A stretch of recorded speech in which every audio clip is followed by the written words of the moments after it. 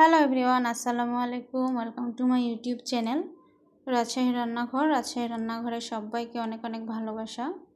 আজকে আমি তোমাদের মাঝে আরও একটি রেসিপি নিয়ে চলে এসেছি, আর এটা হচ্ছে শুটকি। শুটকি কিভাবে রান্না করলে গন্ধ লাগবে না, আর আমি কিভাবে এত ইয়াম্মিভাবে রান্না করলাম সেটা তোমাদের সঙ্গে শেয়ার করব আজকে। তার জন্য আমাদের সর্বপ্রথম নিতে হবে শুটকি। আমি এখানে নিয়েছি সামুদ্রিক যে ছুরি মাছটা আছে সেই মাছের শুটকি নিয়েছি। দেখো, এবার আমি চুলার উপর একটু পানি বসিয়ে দিলাম। এই পানিটা গরম হয়ে গেছে। এখন এই পানির মধ্যে আমি দিয়ে নেব একটুখানি লবণ, আর দিয়ে নেব একটুখানি হলুদ গুঁড়া। এখন এই লবণ এবং হলুদ গুঁড়ার যে পানিটা আছে এই পানির মধ্যে দিয়ে নেব শুটকি, দিয়ে সুন্দর করে বলক তুলে নেব। দেখো, বলক উঠে গেছে আমার শুটকিটার। এইভাবে গরম পানি দিয়ে শুটকিটাকে ধুয়ে ফেলে দেব, যেন শুটকিটার মাঝে থাকা সম্পূর্ণ গন্ধ চলে যায়। আর শুটকিটার মধ্যে একটা বাজে স্মেল থাকে, এটা সত্য কথা। সেটা এইভাবে গরম পানি দিয়ে যদি তোমরা ধুয়ে নাও সেটা থাকবে না। এরপর আমি শুটকিটা রান্না করব আলু এবং পেঁয়াজ দিয়ে। দেখো, এখানে আলু এবং পেঁয়াজটা আমি পাতলা করে কেটে নিয়েছি, একদম পাতলা করে কেটে নিয়েছি। এগুলো কাটা আমি দেখাইনি, যার জন্য ভিডিওটা বড় হয়ে যাবে। এখন এর মধ্যে দিয়ে নিচ্ছি আমি এই শুটকিটা এইমাত্র যেটা লবণ হলুদ দিয়ে আমি ধুয়ে নিলাম, সেই শুটকিটা এর মধ্যে দিয়ে নিলাম।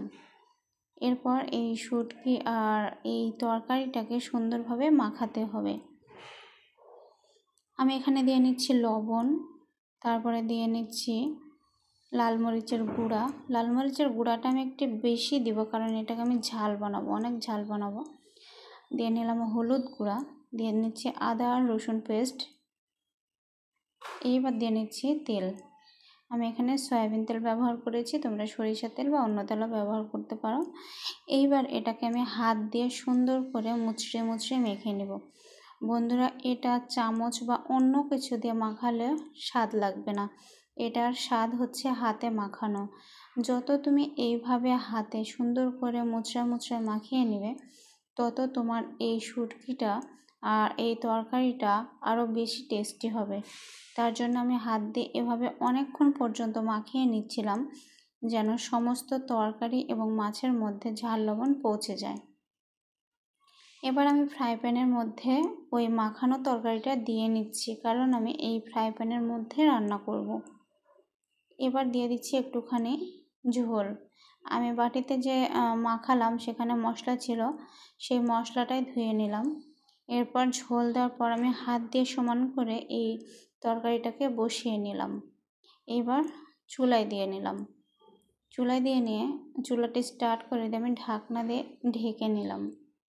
নিয়ে একটুখানি পরে আসবো, 5 থেকে 6 মিনিট পরে আসবো। এসে দেখি, এই দেখো, বলক উঠে গেছে আমার তরকারিটা।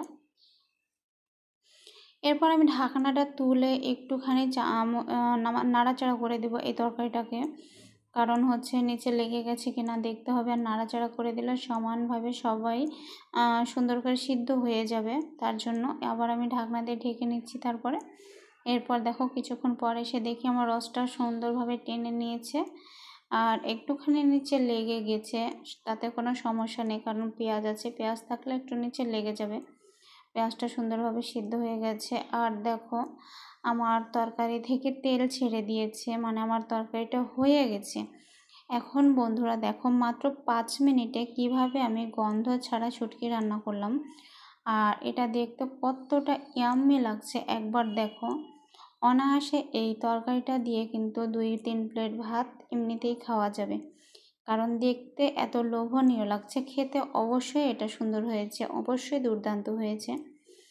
তোমরা অবশ্যই এভাবে ট্রাই করবে বন্ধুরা, কেমন হয়েছে। আর আমার ভিডিওটি যদি তোমাদের ভালো লেগে থাকে, অবশ্যই আমার কমেন্ট বক্সে একটা সুন্দর কমেন্ট করে দিবে, আর একটু লাইক দেবে, শেয়ার করবে, সাবস্ক্রাইব করবে।